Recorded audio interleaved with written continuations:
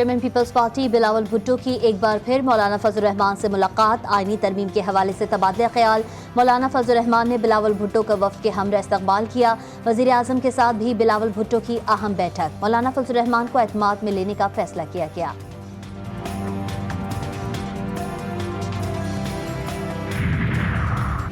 حکومت کو آئینی ترمیم کا مشورہ دینے والے افلاطون کو تلاش کرنا چاہیے اور اس سے دوری اختیار کرنی چاہیے۔ سینئر سیاستدان و ماہر قانون اعتزاز احسن کی جی ٹی وی نیوز کے پروگرام لائیو ود مجاہد میں گفتگو۔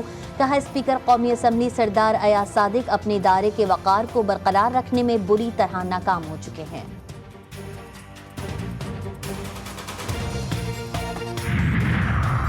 اور ناکامی کے بعد حکومت کا پلان بی پر کام شروع، مجوزہ آئینی ترمیم کے لیے پھر تیاریاں۔ تمام پارلیمانی جماعتوں سے بیک ڈور رابطے تیز، آئینی ترمیم کے حوالے سے انفرادی طور پر ہر جماعت کو اعتماد میں لیا جائے گا۔ سیاسی جماعتوں کی آراء کے بعد مسودے کو حتمی شکل دی جائے گی۔ آئینی ترمیم کا ڈرافٹ کابینہ سے منظوری کے بعد پارلیمنٹ کی خصوصی کمیٹی میں تمام جماعتوں کے سامنے رکھا جائے گا۔ مولانا فضل الرحمان کی آئینی ترمیمی مسودے پر غور کرنے کے بعد مزید کچھ ترمیم کی مخالفت۔ مولانا کو ترمیم کی بعض شقوں پر شدید اختلاف، شقوں کو ترمیمی مسودے سے نکالنے کا مطالبہ۔ مولانا فضل الرحمان نے کہا کہ یہ شقیں قومی مفاد میں نہیں، کسی ایک شخص یا اداروں کو مکمل اختیارات سونپنا مناسب نہیں۔ مولانا فضل الرحمان کا دیگر سیاسی جماعتوں کو بھی اعتماد میں لینے کا مشورہ۔ حکومت مولانا فضل الرحمان کی پیش کردہ تجاویز مسودے میں شامل کرے گی۔ رفع ثانی کے بعد آئینی ترمیم کا نیا مسودہ تیار کیا جائے گا۔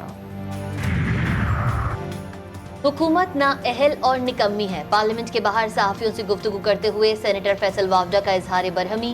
بولے حکومت کے لوگ چھپ چھپ کر نکل رہے ہیں، ان سے پوچھیں کہ وہ کیوں ناکام ہوئے، 2 دن کی ہلچل کے باوجود آئینی ترمیم کیوں نہ ہو سکی۔ نااہل لوگوں سے اور کیا امید کی جا سکتی ہے۔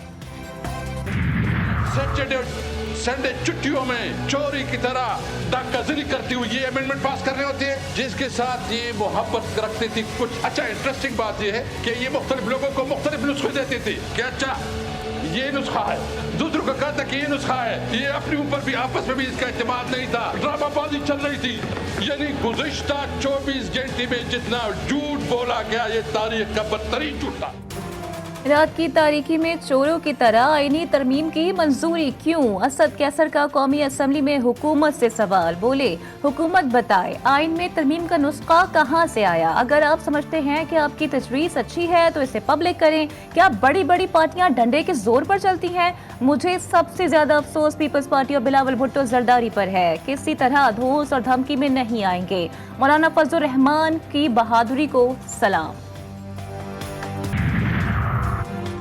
رات کی تاریکی میں چوری چھپے کوئی کام نہیں کر رہے، وزیر قانون اعظم نذیر تارڑ کا اسد کیسر کو جواب۔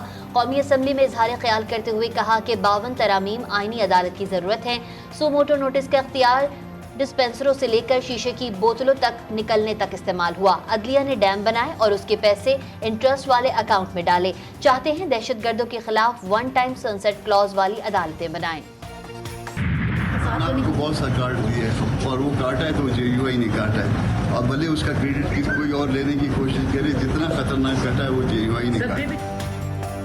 بہت خطرناک آئینی ترمیم ہونے جا رہی تھی۔ جے یو آئی رہنما سینیٹر کامران مرتضی کی پارلیمنٹ ہاؤس کے باہر میڈیا سے گفتگو۔ کہا ترمیم سے خطرناک چیزیں نکال دی گئیں، خطرناک شقیں نکالنے کا کریڈٹ جے یو آئی کو جاتا ہے۔ آرٹیکل 8 اور آرٹیکل 199 کے حوالے سے جو کچھ ہونے جا رہا تھا وہ بہت برا تھا۔ اگر خطرناک شقیں نکال دی گئی ہیں تو اب کیا تحفظات ہیں؟ رپورٹر کا سوال۔ کامران مرتضی بولے اب بھی بہت سی خطرناک شقیں باقی ہیں۔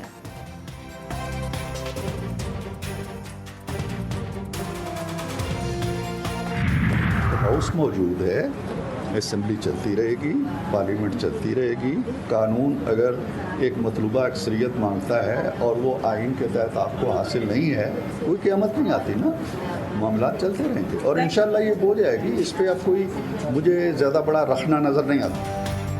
پارلیمنٹ سے ترامیم منظور نہ ہونا حکومت کی ناکامی ہے، آئینی ترامیم ہو جائیں گی، اس میں کوئی رکاوٹ نہیں۔ عرفان صدیقی کی میڈیا سے گفتگو۔ بولے مولانا فضل الرحمان کا رسپانس مثبت رہا، مگر بل کے بعض جزیات کی تفصیل سے مطالعے کے لیے وقت درکار ہے۔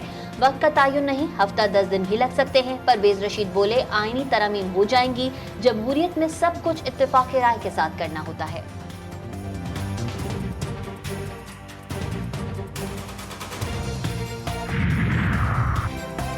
हुकूमत इल्तिजा करती रही कि खुदा का वास्ता हमारी बात मान लें। पीटीआई रहनुमा बैरिस्टर अली जफर की मीडिया से गुफ्तगू। कहा, हुकूमत के पास नंबर्स पूरे नहीं थे, ना ही हुकूमत ने अपना होमवर्क मुकम्मल किया था। हमें कल रात तक एक कागज तक नहीं दिखाया गया, सब बातें हवा में की गईं। इस सब का एक फायदा हुआ कि आइन बच गया। तहूनी फौज का नसीरात कैंप पर एक और फिजाई हमला, मजीद 10 फलस्तीनी शहीद, 15 जख्मी। बैतुल हया, जैतून और शेख रिजवान में भी 12 फलस्तीनी जान से गए, कई जख्मी। रात से सुबह तक हमलों में 22 फलस्तीनी शहीद और 30 से जायद जख्मी। शोहदा में बच्चों और खवातीन की बड़ी तादाद शामिल। शोहदा की मजमूई तादाद 41,226 हो गई। बैतुल मक़दस में खंजर जनी में इसराइली पुलिस एहलकार जख्मी, हमलावर फलस्तीनियों को गोलियां मारकर शहीद कर दिया गया। इसराइल ने एतराफ़ किया कि गजा में गुज़िश्ता साल 3 मुख्फी इसराइली फ़ौज के फ़िज़ाई हमले में हलाक हुए।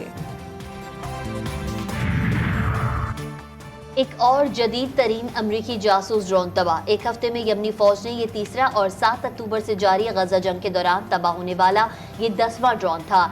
MQ-9 ड्रोन को मगरबी यमन के इलाके में तबाह किया गया। जासूसी और जंगी मकासद के लिए इस्तेमाल किए जाने वाले इस ड्रोन की मालियत तकरीबन $35 मिलियन बताई जाती है।